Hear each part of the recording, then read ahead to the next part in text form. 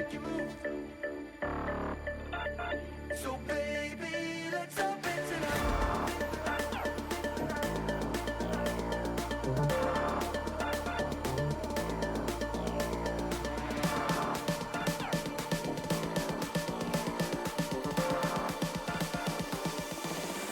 Let me get funky.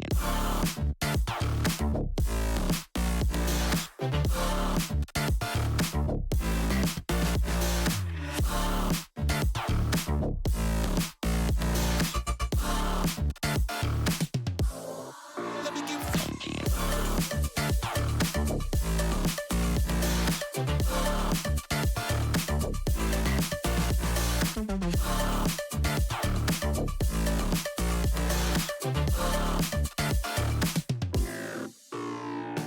We gon' make you move from side to side. We gon' make you lose all inside your mind. Oh, we gon' get you through this just for one more high. So baby, let's orbit tonight. We gon' make you move from side to side. We gon' make you lose all inside your mind. Oh, we gon' get you through this just for one more. So baby, let's orbit tonight. Let me get funky.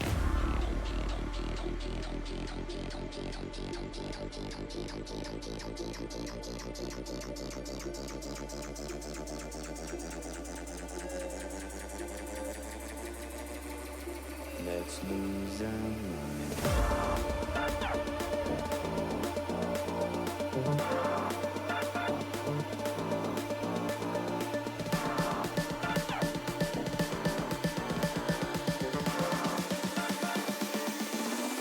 Let me get funky.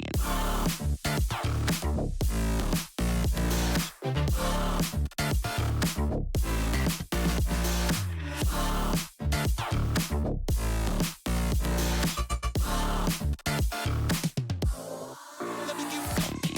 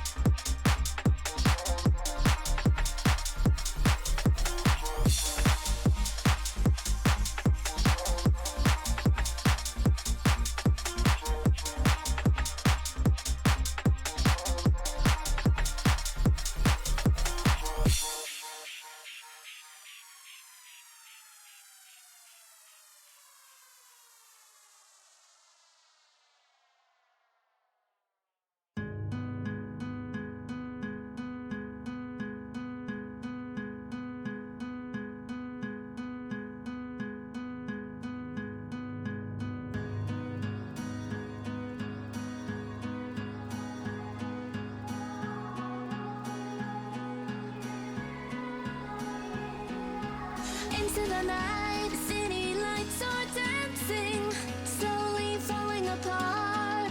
The shadows causing an outbreak. I'm wishing upon a star. This time I'm feeling stronger, and I know I can do better. The shadows causing an outbreak. I'm turning the light. We're gonna light it up, oh, light it up, ooh, light it up, causing an outbreak.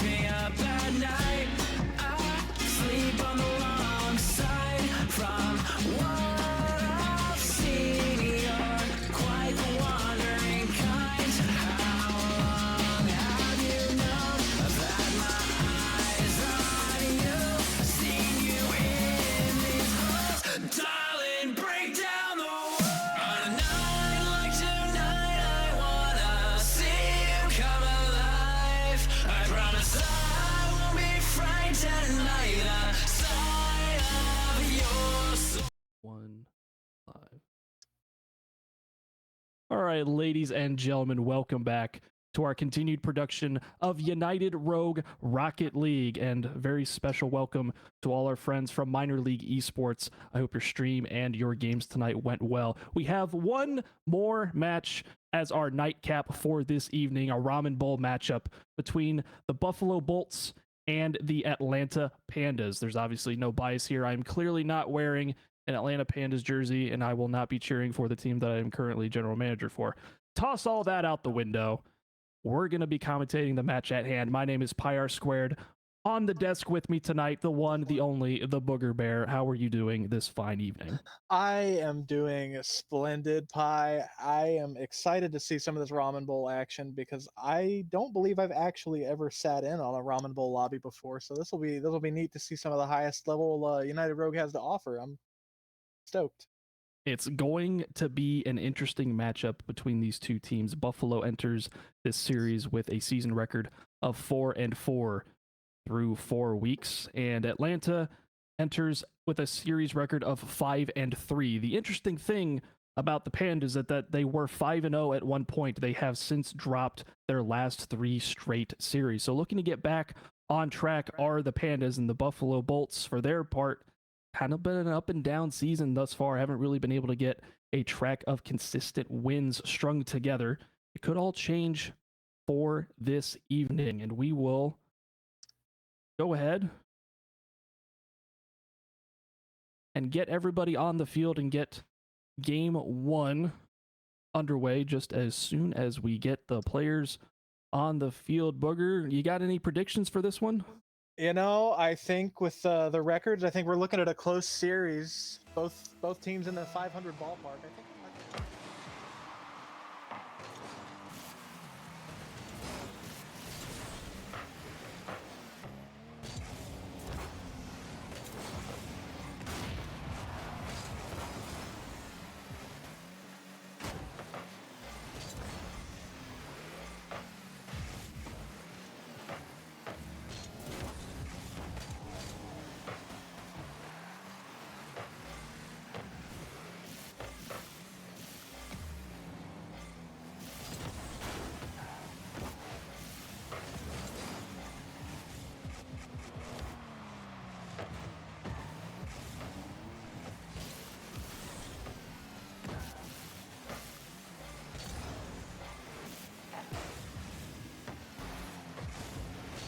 Ball goes mid for Atlanta, and it is cleared by Buffalo. And hopefully, streamer moment, I will apologize on behalf because, yeah, that's my bad. So hopefully we've got everything reconnected back and nothing of substance as of yet, as in no goals have been scored in the first minute and plus so far, but we're back. Everybody can hear us broadcasting our lovely voices, and hopefully that will inspire some of these teams to get out of this corner and put the ball in a little bit more of a manageable situation. Atlanta, they're, for their part, comfortable in that corner as long as it doesn't get centered across their own net. A lot of defense being played by Buffalo as well. The first offensive opportunity for Atlanta ends up going back into their own end. Start to see Demo start flying, but the first minute and a half or so, Buffalo was trying to get these outplays in the corner to work, and Atlanta was just shutting it down every time. It's a good thing to see when players are comfortable in their own corner.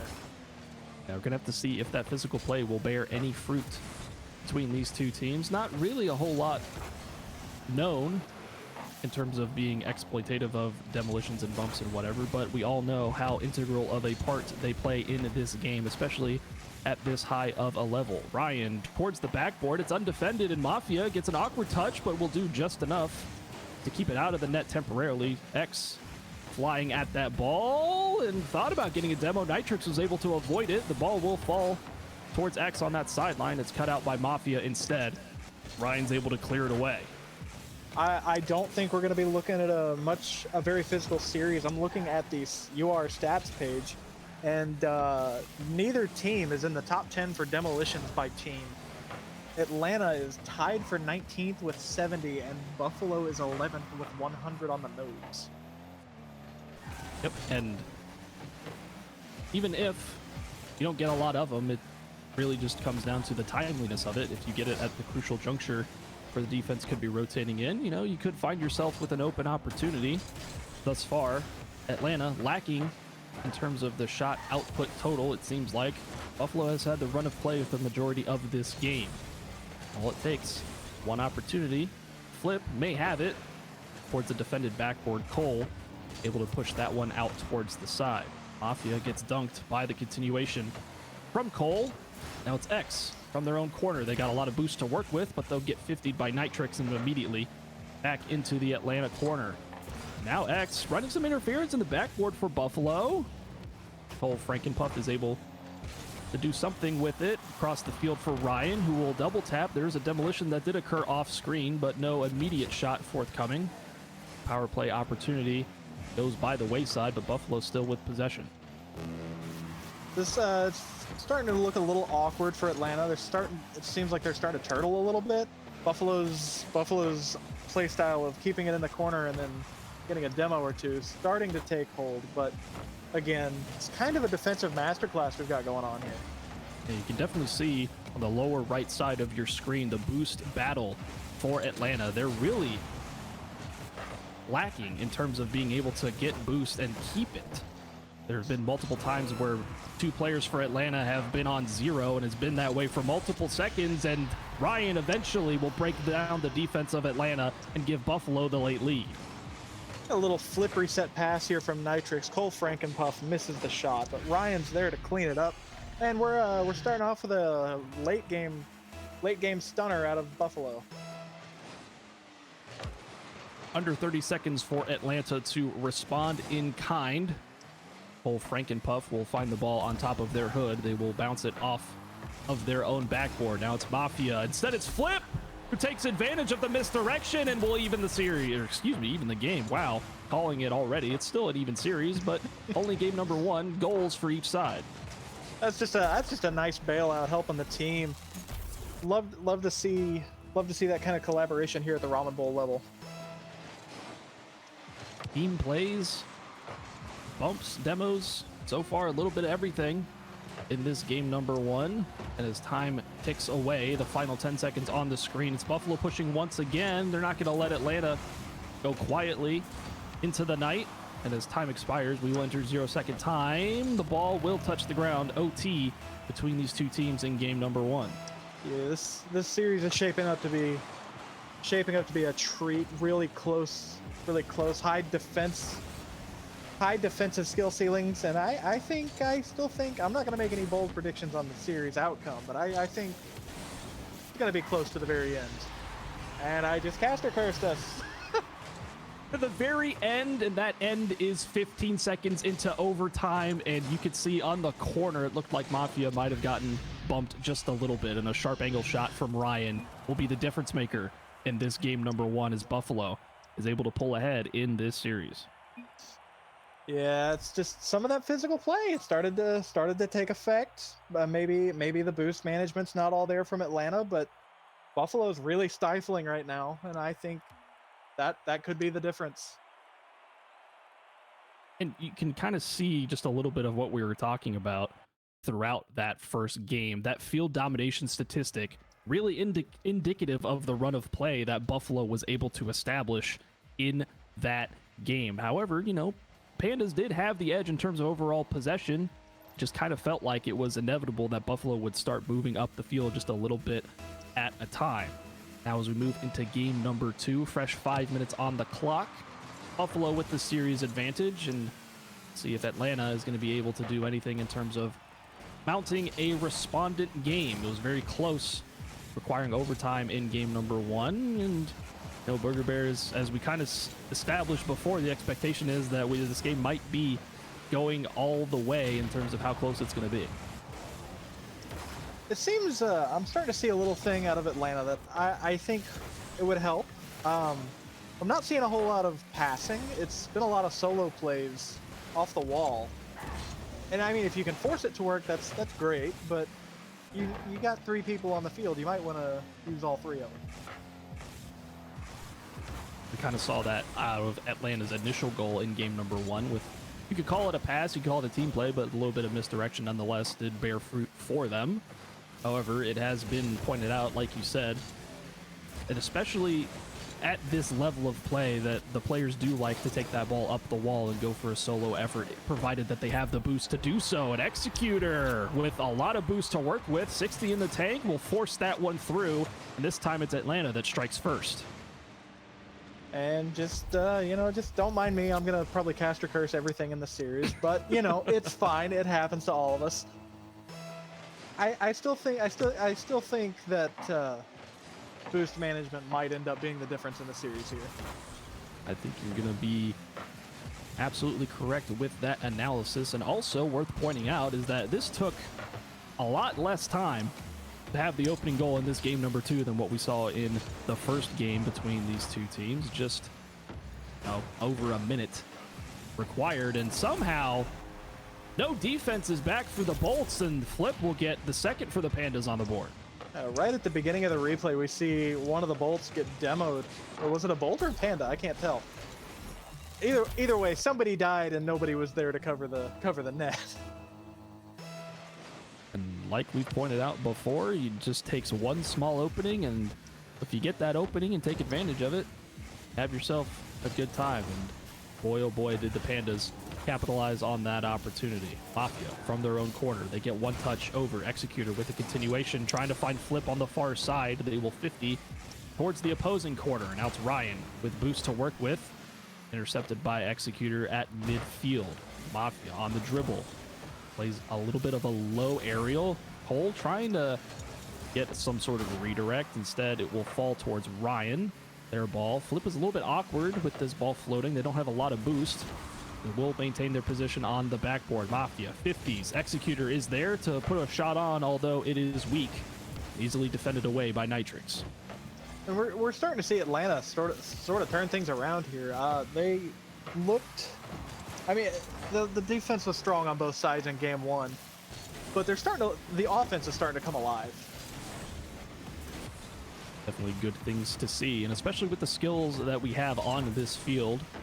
Both Executor and Mafia, former Noodle Cup Series champions, elevated to Ramen Bowl status, and we know the chemistry that they have together. Also, this Buffalo squad, no slouches for their part either, especially with Ramen Bowl. We have plays like that. Just as I'm talking up Atlanta and how good they can possibly be, we still have, even at this level of play, things like this that happen. It is a certified gamer moment when that happens. You know, we love to see it. It's good to it's a little fun to poke in the booth, but you know, I don't think that's gonna bother at this level. I don't think that's gonna bug their mental as much as you might think it would in the lower levels of the leagues. But I'm sure they're laughing it off in chat right now. It's a humbling moment, right? And however humbling that it can be, you're gonna have to shake it off because Buffalo has come to play, and they've evened it up, taking full advantage of that goal that was gifted to them, Ryan, from downtown. Yeah, it looks like Flip may have crept up a little too far. Happens to the best of us, you know. We'll see it. I'm sure we'll see it again tonight. Demolition on the sidewall as the ball finds its way towards the backboard of Buffalo. Nitrix will defer for Cole at 50. Ends up getting continuation from Cole Frankenpuff. Executor cuts out Nitrix, but they're still on the ball. They get one more touch, another touch actually. Trying to find Ryan, who dove at that ball. Now it's Nitrix with some sort of quadruple tap off the backboard to give the Bolts the lead. I mean, he just solo played the whole time. I mean, he just pancaked and walked the dog down the wall. Oh my goodness. What a play by Nitrix. I think if you're Atlanta, you just got to tip your hat to that play and be like, I don't know how you managed to do that from that angle, but props to you. You certainly earned that goal, and that ball is on target, and Mafia's going to get credit for it. A don't know what's going on, but somehow, some way, Atlanta has brought it back to a tie. Rocket League is being played right now. I can guarantee you that. This is shaping up to be something fun. You know, I don't even know if I can fault offense or defense on this because it seems to be just a lot of oopsies. This is certainly one of the Rocket League games of all time. A couple of mistakes. I wouldn't really even call that, categorize that pinch a mistake. It's just a dunk, and you know, sometimes those just happen with a lot of pace behind it. Ends up being on target, nobody's back, it happens, right? And that own goal from Atlanta, sometimes, you know, it happens as well. Now we're back to where we started, albeit with 6 goals on the board now and under 30 seconds to play. This ball finds its way towards Cole Frankenpuff. They've got boost, but they get bumped off of the ball. Mafia is underneath it in the Atlanta Pandas corner. The ball and a demolition in the middle of the field. Cole with an open net, and they will convert. Yeah, just nice demo from Ryan on his way out as third man. Cole Frankenpuff with an easy open net. Kind of hard to miss that when you're in the box. We saw Executor try and dive across the face of the net. Unfortunately, they were not able to make contact, and now late game once again falls to Atlanta. Try and divvy up some sort of response. They got to go the length of the field to do so with the final 10 seconds on the screen. It's Flip against Nitrix, trying to go infield to Executor. Now it's Mafia defers. Executor as time expires. This ball in the corner. Mafia's going to try and loft it, get one more play, a 50 from Nitrix, and it will fall to the turf. Buffalo, 2 straight wins to open up this series. They move to series point. These late game tie-breaking goals they're daggers. It's no doubt about it. But you know, this I think the mental game's going to be okay. I think we're still I'm not going to put it out there, but I'm not going to rule out a reverse sweep. I think I still think we're in for a treat, a long series. And absolutely no bias for me, but I think the reverse sweep would be absolutely fantastic in this scenario. If only for the content. You have to think of the content in every situation that we're at. So, with that, game number 3 on the horizon. The Bolts, the 2-0 series lead over the Pandas. What do we have in store? Now, reminder, Atlanta was able to secure the opening goal. I thought that would have made a little bit of a difference, and it certainly did. However, it seems like that own goal from Executor was the difference between those two teams. However, opening 2 games were decided by 1 goal apiece. So for as many goals as have been scored, it's still been a very close series, much to the disagreement of how the scoreline may indicate. Yeah, close games, they're either frustrating or motivating, and it's just how the players tend to do it. But I think they don't look tilted to me. I mean, I don't know what a tilted ramen bowl player looks like. I'm just a linguine guy.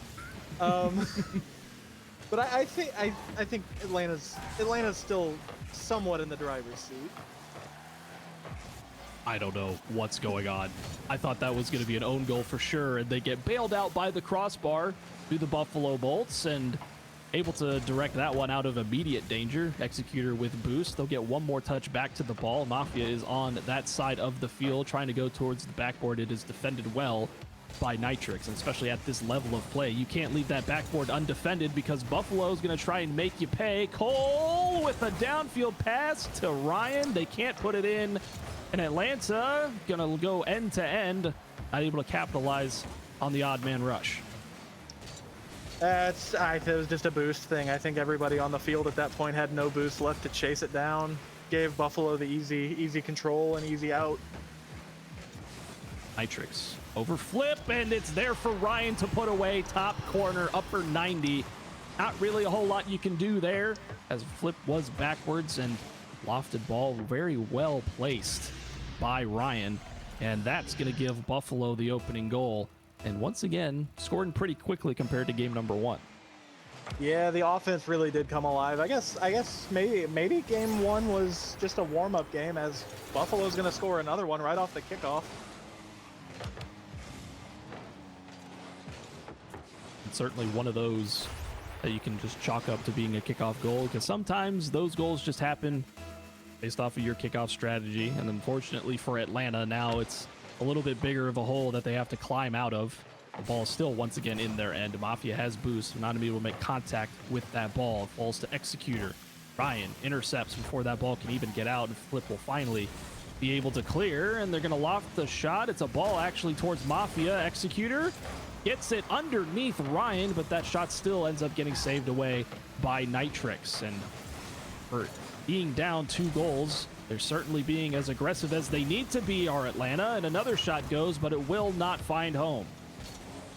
Yeah, this a couple of defensive double commits out of Buffalo, but it's honestly, I think it's honestly rather bailed them out rather than hurt them. I think they're doing fine on the defensive side. That's probably getting a little frustrating for Atlanta, but still, we got plenty of game left. Yeah, and sometimes it seems no matter how great of a shot you put on, the defense pulls a miraculous save away, and Cole Frankenpuff showing the mechanics and the ability to be literate. Look at this read as it comes off of the ceiling. Enough boost to get back down to it, and unfortunately Mafia too far out of the net to be able to block that shot. The deficit is now 3 goals that the Pandas are going to have to overcome, and they're just a little less than halfway through game number 3 to work with. Yeah, you gotta wonder if Atlanta's gonna start throwing desperation and caution to the wind to try and get anything to stick at the wall. It's starting to not look so good for the Pandas. Time certainly not on their side, and a missed touch from Executor trying to find Mafia on the side wall. Now Mafia is the last man back. They will commit on this challenge. Executor will have a high lofted ball cleared away. They get 1 touch. Ryan is waiting for that touch. Mafia's follow-up finds Flip in the middle of the field. Ryan, with an early up, is able to force it to the corner. Now it's Mafia. Gets the ball played past them, and Executor trying to launch a shot on. Nitrix is available on the near post, and eventually will pinch it away. We're getting there. It's almost time. We'll oh goodness, Cole Frankenpuff's just gonna bury another one. Just a good 50 from him. Well, man, Atlanta's in trouble, and there's time for them to turn it around, but it's looking less and less likely as it goes on. Now, the MLE series, now granted this was doubles that I commentated last night, had approximately 5 goals in about a 30-second span. So anything's possible in Rocket League, and they've got a little more than double of that time remaining in this game to kind of bring something back. But it all starts with 1, and that 1 has got to come from somewhere at some point. It needs to happen fast because we're down to under 60 seconds to play, and not a lot coming out on the offensive side from Atlanta. But they look a little better than they have. Still got to find a way to get out of their own defensive third. Cole Frankenpuff quietly had themselves quite the game. I believe they currently sitting on a hat trick, and now 30 seconds left to play. They get 1 touch, beating out the Atlanta Pandas player, excuse me. Try saying that 5 times fast. A little bit of a tongue twister. And still a little bit of a tongue twister is this Buffalo Bolts defense, and Atlanta's not able to figure it out. Time running out. The final 10 seconds, a long shot, and Mafia could be the start of a comeback, or perhaps more appropriately a consolation goal for the road, as there's still only 6 seconds remaining, and they still got 3 goals to put on the board if they want to bring it back. It's not impossible, certainly not likely, but it's definitely not impossible. But I think you're right. I think that might just be 1 for the road. 2 seconds and 1 0-second time. Buffalo will play absolutely no more than they have to, and they get this series in not necessarily a clean sweep, but break out the brooms nonetheless. 3 games, 3 wins for Buffalo. This one ended up being a little bit more open compared to games number 1 and 2 that were decided by only 1 goal. Yeah, the single goal games, I know it's frustrating to lose by 1 goal, so doing it back to back, one of them being an overtime loss really early, is it's not good for the mental. But you know, I think they did a good job trying to keep the series close, but just ultimately came up short.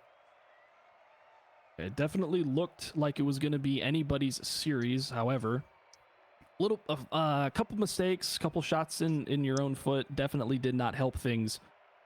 Excuse me, for either team really, but Buffalo was able to overcome those mistakes and really put out a very fantastic showing in game number 3. We alluded to at the later stages of that game. Cole Frankenpuff, 3 goals on 4 shots.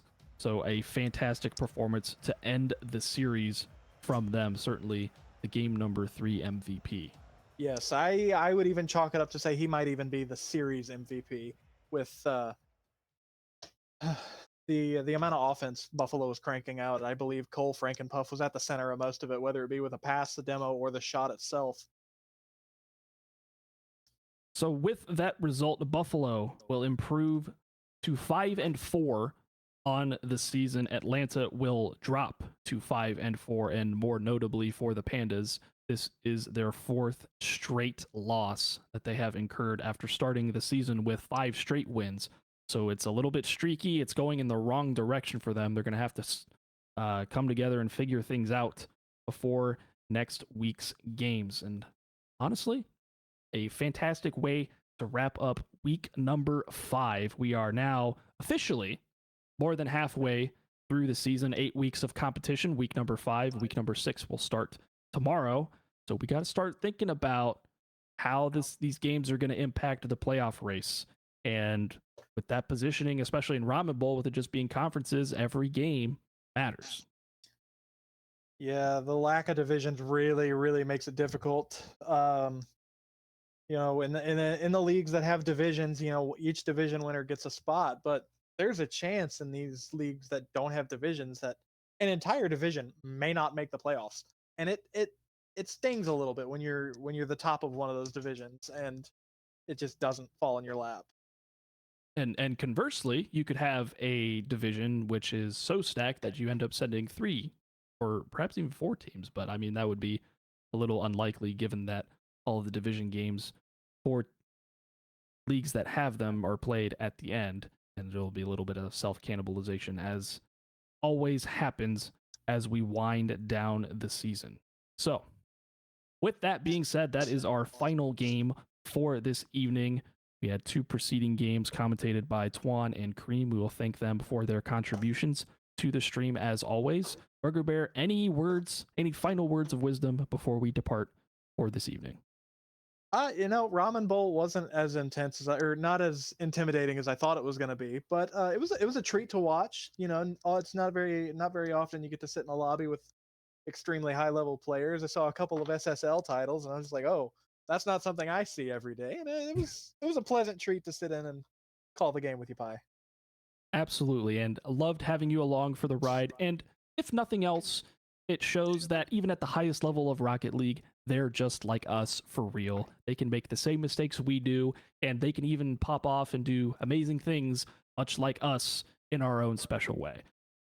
So, that's going to do it for us here at United Rogue Rocket League for this evening. Thank you so much for tuning in. We will see you next week for Week 6 action. Thank you so much for tuning in. Again, MLE, thank you for the raid as well. Have a good night. We'll catch you in the next one.